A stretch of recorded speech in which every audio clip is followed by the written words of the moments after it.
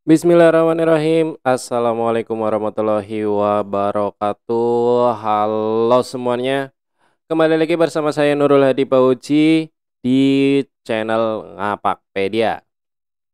Oke, jadi pada video kali ini kita akan membahas tentang asesmen nasional ya, yaitu yang akan adanya gladi bersih ya, teman-teman ya.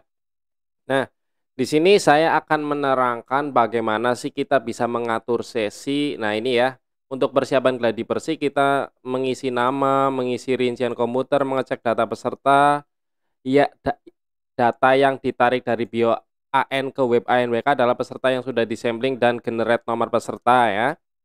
Kemudian mengatur penempatan peserta ke komputer proktor, gelombang, dan sesi. Nah, di sini saya akan menjelaskan sebisa mungkin, semaksimal mungkin untuk masalah pengaturan sesi ya teman-teman ya. Ini sebenarnya ada pengen presentasi lebih detail, tapi kita langsung fokus saja ke pengaturan gelombang dan sesi ya. Nah, di sini teman-teman perlu simak dulu bahwa gelombang untuk gladi bersih itu ada dua. Jadi kita pilih salah satu, tidak boleh memilih kedua gelombang tersebut ya. Kita wajib memilih salah satu. Kemudian pelaksanaannya adalah 2 hari. Jadi pahami dalam mengatur sesi ya. Untuk gladi bersih ini adalah kita melaksanakan sama persis seperti kita melakukan asesmen nasional pada hari pelaksanaan yang sebenarnya ya. Jadi gladi bersih ini masih sistemnya masih simulasi, tapi sama persis data siswanya, pelaksanaannya, pokoknya benar-benar kita melaksanakan seperti asesmen yang sebenarnya, gitu ya. Nah, setelah saya cek juknis, pos AN ya, pos asesmen nasional yang ada 50 halaman itu ada perbedaan sesi dalam 1 hari teman-teman ya. Jadi karena ini adalah perbedaan jumlah peserta ya. Untuk SMP, SMK sederajat itu ada 3 sesi dalam 1 hari ya. Jadi sesinya, sesi pertama itu ini jam 7.30 sampai 9.40, sesi kedua 10.40 sampai 12.50, sesi ketiga 14.20 sampai 16.30 ya. Masing-masing sesi itu jumlahnya adalah 130 menit. Dalam 130 menit itu kita ada latihan, ada literasi ya, ada survei karakter. Itu untuk hari pertama. Hari keduanya masih ada latihan, kemudian ada numerasi, ada survei lingkungan belajar. Ini 30 menit. Jadi setiap sesi itu 130 menit selama 2 hari ya. Jadi hari pertama, hari kedua sama-sama 130 menit. Kemudian untuk SD sederajat itu adalah sesinya cuma 2, yaitu jam 8 sampai 10.35 dan jam 13 sampai 15.35 ya. Ini latihannya berbeda, latihannya ada 60 menit, literasinya 75 menit, survei karakternya ada 20 menit. Kenapa 2 sesi? Karena jumlah siswa SD itu pesertanya adalah 30, yang 5 cuma cadangan ya. Dan dalam satu lab itu maksimal 15 komputer. Jadi hanya disarankan 2 sesi. Karena 15 dengan 15 kan misalnya sesi 1 15 anak, sesi 2 15 anak berarti sudah selesai karena kan pesertanya cuma 30. Berbeda dengan SMP yang ke atas, pesertanya ada 45 utama, 5 cadangan. Makanya setiap sesi 15 otomatis jadi 3 sesi karena 15 kali 3 45. Begitu ya. Perlu dipahami ini ya, pengaturan sesinya karena ini berpengaruh ke pengaturan sesi. Kemudian di sini membagi sesi yang baik ya. Jadi di sini saya sudah mencoba menganalisa ya, kita itu di sini sekolah saya pesertanya 39 anak. Kok bisa, Pak, 39 kan SMK, sekolah saya SMK ya, itu 45. Ya karena kelas sebelah saya cuma 39 anak. Saya adalah sekolah baru pinggiran gitu ya. Jadi siswanya sedikit begitu. Nah, untuk 39 anak itu ruangan yang saya pakai atau servernya ada 1. Sesinya itu ada 3 karena memang juknisnya untuk SMA SMK itu ada 3 sesi. Jadi tiap sesi adalah 39 anak dibagi ruangannya itu 1 ya, kemudian dibagi 3 sesi. Otomatis setiap sesi 13 anak. Sehingga saya harus menyiapkan minimal komputer klien adalah 13. Ini untuk sekolah saya. Ya, jadi sekolah teman-teman sesuaikan, ya.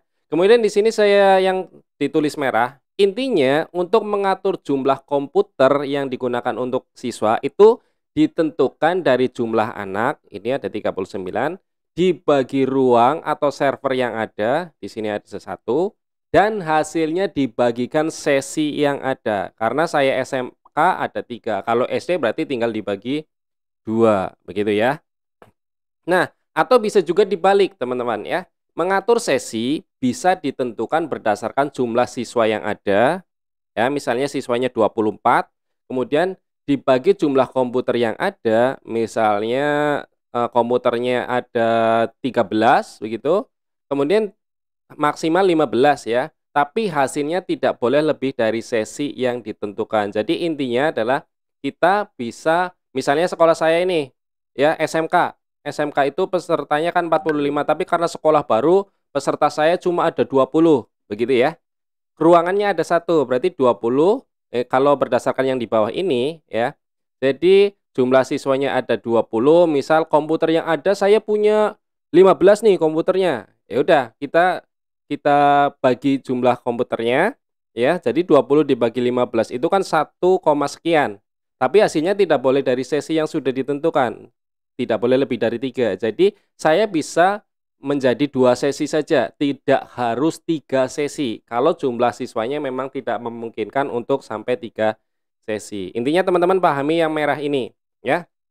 Nah, kemudian untuk sekolah-sekolah yang bagus, yang besar begitu ya, yang punya lab-nya, komputernya banyak ini, untuk yang punya 2 lab atau lebih, ini hanya berdasarkan analisa saya ya teman-teman ya, tidak ada di juknisnya, setahu saya tidak ada.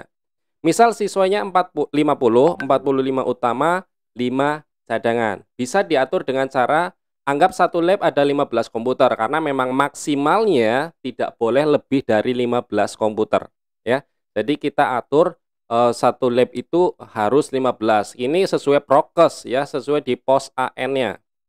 Nah, kita bisa atur ruang 1 untuk 15 anak, jadi 1 sesi saja. Kemudian ruang 2 untuk 30 anak, jadi 2 sesi. Artinya ruang 1 sesi, ruang 2 bisa sampai 2 sesi ya. Ini totalnya menjadi 45 karena kan yang melaksanakan itu yang utama ya. Kemudian atau bisa juga diatur maaf, diatur masing-masing ruang itu untuk 2 sesi dengan cara ruang 1 diatur untuk 20 anak ya, sesi 1 dan sesi 2 masing-masing 10 anak, atau ruang 2 untuk 25 anak ya, sesi 1 bisa 12 anak, sesi 2 bisa 13 anak, atau teman-teman atur sendirilah. Intinya kalian bisa mengatur, intinya dalam satu hari itu satu sesi maksimal untuk 15 anak. Begitu ya, patokannya itu, satu sesi maksimal untuk 15 anak ya. Nah, untuk cadangan bisa dimasukkan di ruang mana saja dan sesinya diisi 1 ya, karena cadangan hanya boleh mengganti peserta yang berhalangan hadir, tidak untuk peserta yang di tengah-tengah waktu mengerjakan misalnya sakit diganti cadangan itu enggak boleh, katanya seperti itu ya. Pergantian peserta itu 15 menit sebelum pelaksanaan, begitu ya. Nah, untuk mengatur sesi di webnya, kita langsung saja ke webnya ya, karena itu untuk penjelasannya teman-teman.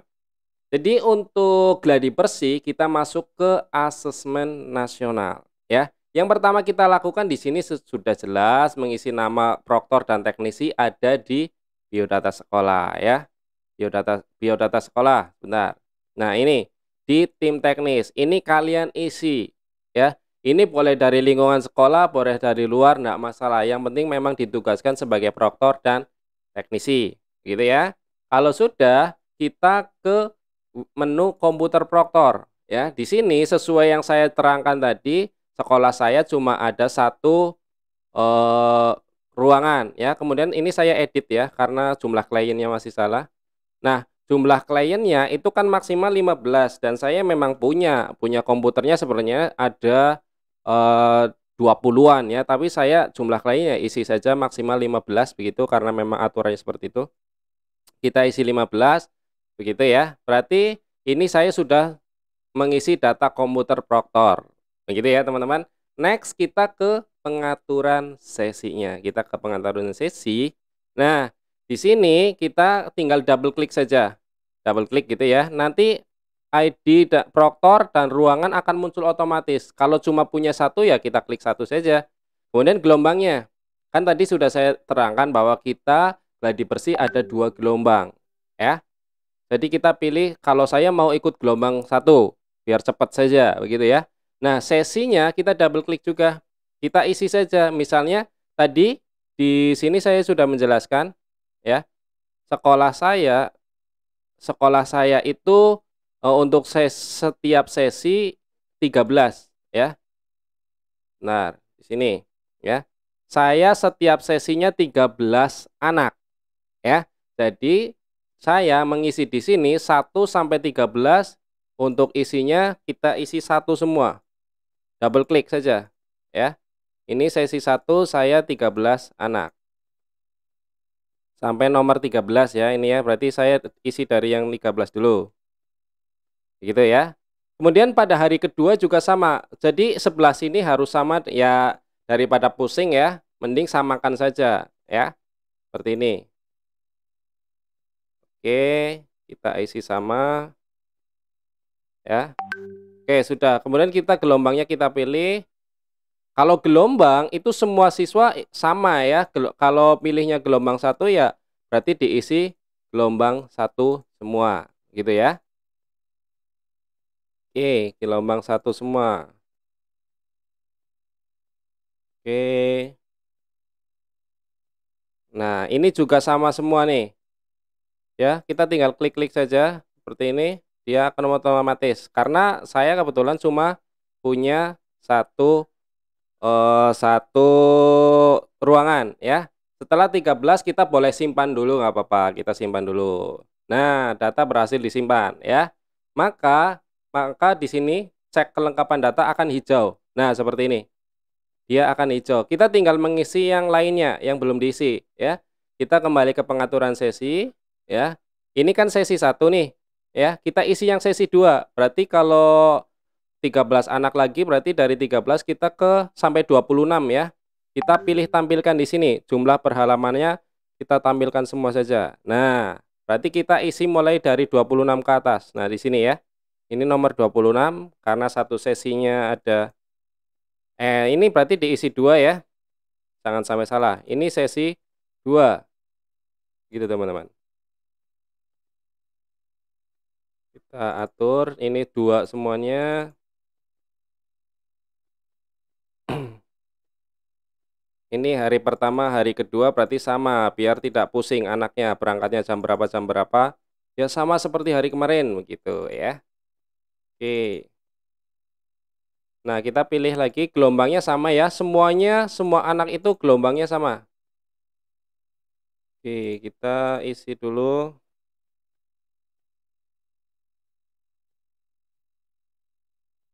Pakai tombol arah bawah bisa teman-teman ya. Nah, ini saya pakai arah bawah untuk ke bawahnya.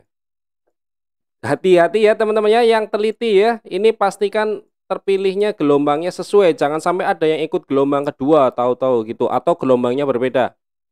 Nah, ini kita tinggal klik-klik saja. Klik klik klik klik klik gitu ya. Karena satu ruangan jadi nggak ada bedanya. Semuanya ada di ruangan tersebut, yang beda hanya di sesinya. Oke, sesi 2 sudah, kita tinggal isi sesi 3. Gitu ya. Oh, ternyata nggak harus double klik teman-teman. Ini bisa satu klik gitu ya biar cepat. Oke, oke, kita isi 3.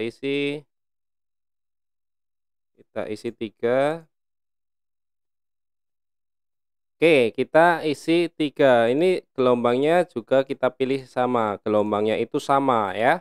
Nggak boleh berbeda ya. Jadi ikut gelombang 1. Untuk teman-teman yang mau simulasi, kita simaknya di menu simulasi ya. Ini yang asesmen nasional itu untuk gladi bersih, begitu ya. Jadi diperhatikan dengan baik. Nah, kita tinggal klik lagi untuk komputer dan ID proktornya, ruangannya ya. Oke, sudah terisi semua, kita tinggal simpan. Nah, begitu teman-teman ya. Oke, kalau misalnya sudah terlanjur disimpan dan ada yang salah, kalian bisa klik di sini ya, checklist seperti ini, kalian bisa edit gitu ya. Nah, kalian bisa perbaiki, misalnya ini satu gitu ya. Misalnya ada yang salah simpan begitu ya. Oke, gelombangnya belum dipilih. Oke, kita simpan ulang.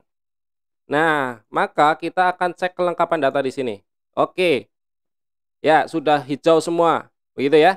Jadi kalau sudah seperti ini sudah selesai teman-teman, kita tinggal menunggu jadwal sinkronisasi. Karena saya semi online ya, jadi saya ada sinkronisasi. Kalau yang bukan semi online mungkin tidak ada jadwal sinkronisasi. Begitu ya. Itu berarti untuk pengaturan sesinya kalian bisa download, kita rekap seperti ini. Nah, download Excel ya, rekap sesi, kita save.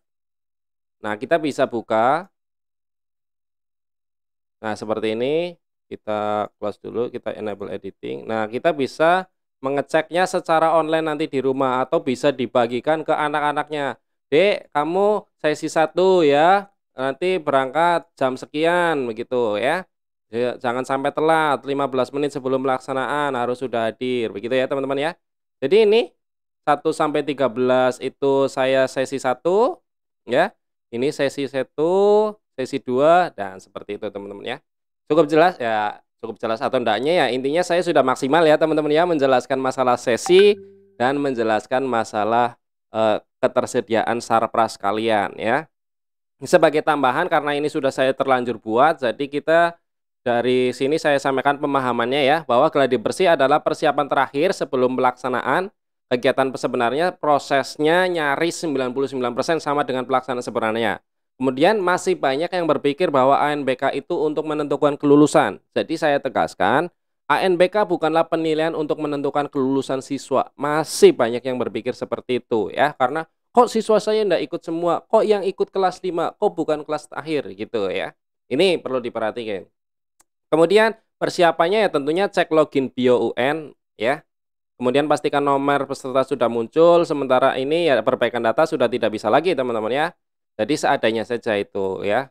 Kemudian download pos AN dan pelajari. Satu lagi karena yang banyak sekali yang bertanya. Jadi di menu biodata siswa ini dia akan muncul otomatis ya. Ini statusnya sampling teman-teman bisa lihat ya. Ini saya tidak ngeklik ambil dari bio UN. Dia akan muncul otomatis setahu saya ketika ya kita login ke bio UN dulu.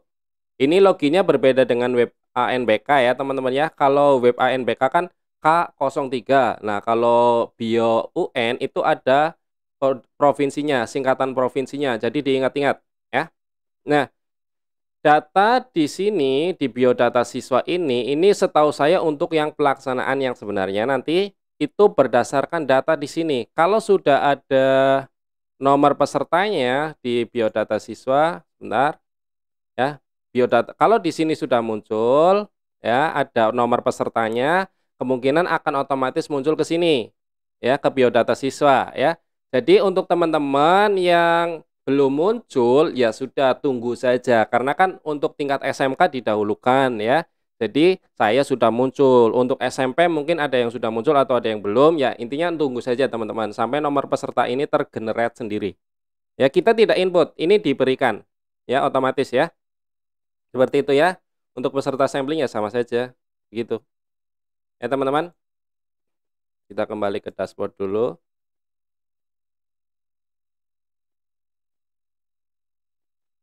Benar. Nah, seperti ini ya. Kita ya udah ini teman-teman bisa lihat sendiri jumlah siswa saya cuma 19, pesertanya 39, begitu ya. Itu ya teman-teman sudah saya jelaskan intinya untuk asesmen ini bagian ini sementara untuk gladi bersih dulu. Untuk informasi terupdate ketika pelaksanaannya ya nanti saya bagikan informasinya lagi begitu ya. Jadi intinya kita tinggal tentukan saja komputer proktornya, kita atur sesinya, cek kelengkapan datanya. Kalau sudah checklist hijau semua seperti ini, kita tinggal tunggu jadwal sinkronisasi untuk yang semi online atau kita tinggal tunggu pelaksanaan untuk yang full online. Begitu teman-teman, terima kasih, semoga video ini bermanfaat.